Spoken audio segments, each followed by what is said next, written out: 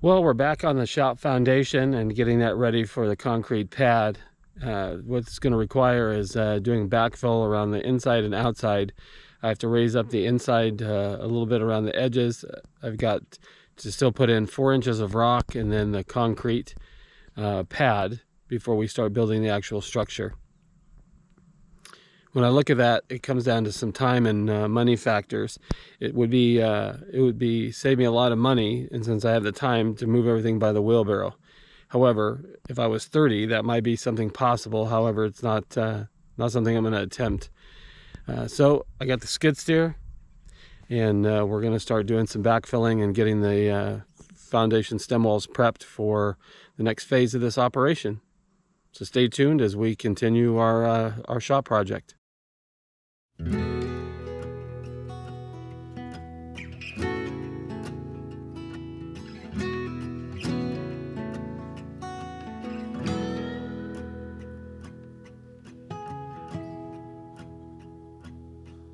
Oh, I ain't gonna live like this no more. Most of my life's been waging war till I found peace. I could've swore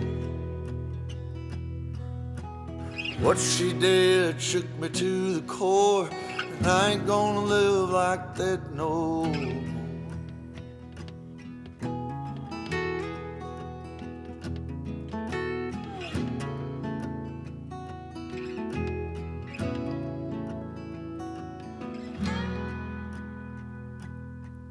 Well, I ain't gonna live like this no more. Trouble comes when the barmaid pours another for a man who should have found the door.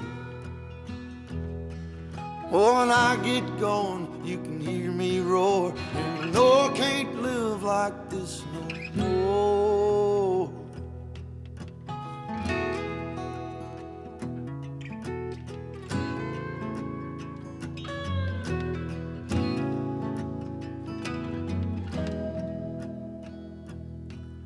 Oh, I ain't gonna live like this no more. Hurting as bad as the years before.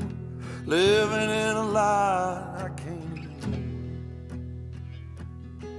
Oh, I had to cut ties to settle the score. And I ain't gonna live like this no more.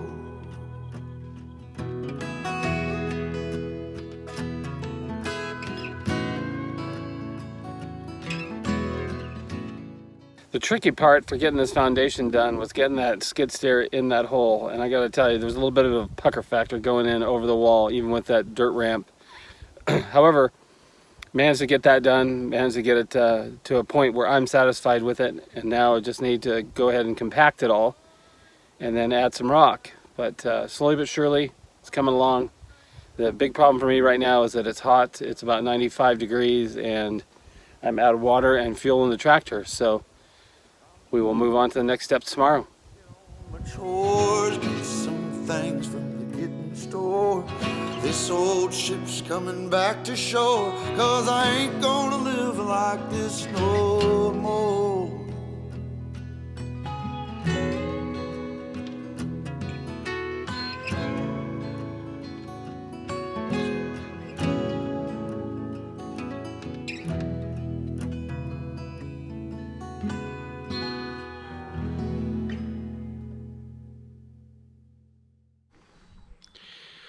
One of the challenges that I face with the pad for the shop is that the ICFs have created a little bit of a conundrum.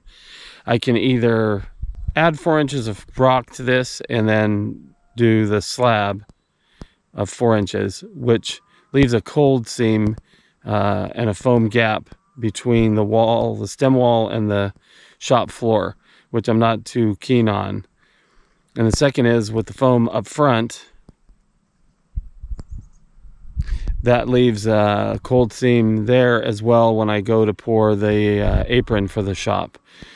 So what I've decided to do is to go ahead and compact this center section, add the remaining rock up to the top of the foundation, then reframe to add rock to the foundation and bring it at level with the top of the stem wall.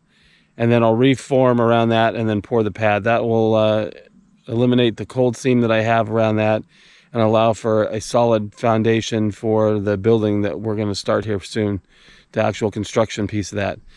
So some challenges to overcome. That's the name of the game. That's what I'm trying to do anyway, and we'll see what happens with it. A lot of mental back and forth and trying to figure this one out, but we're getting closer.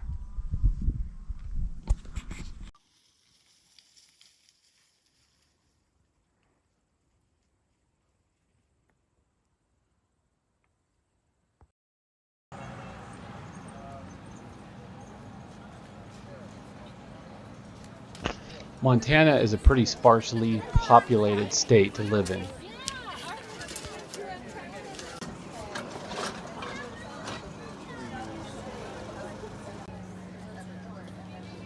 In fact, there are 3 times the amount of cows than there are people in Big Sky Country. That being said, in the cluster of small towns, pretty villages, and the bigger cities, there's an overriding feeling of community, and the locals often describe their state as one big small town.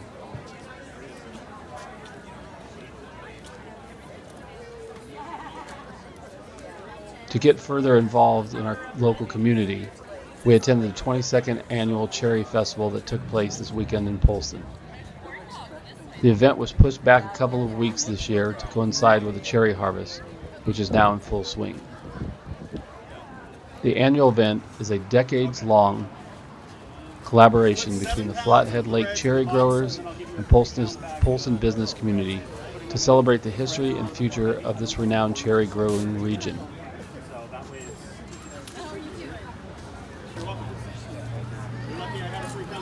The Polson Chamber of Commerce served a boatload of pancake breakfasts, and visitors sauntered through the many arts and food booths lining the downtown streets. Cherry pies were flying off the racks, and most of the cherry growers sold out on the first day.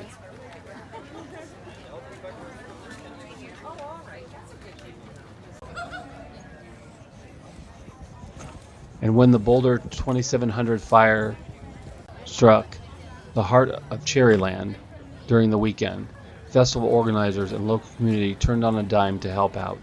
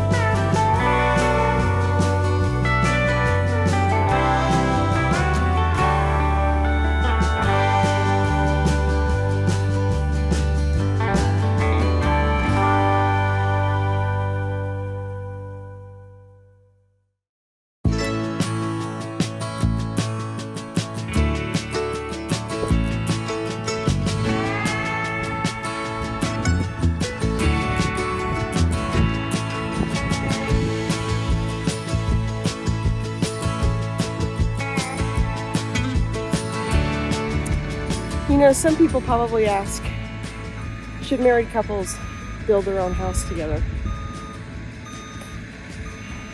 That's why I'm over here and he's over there. You know, seriously though, I mean, it takes its toll on you. You know, we watch these YouTube channels, you know, where couples are doing their own thing and it's happy, happy, kissy, kissy.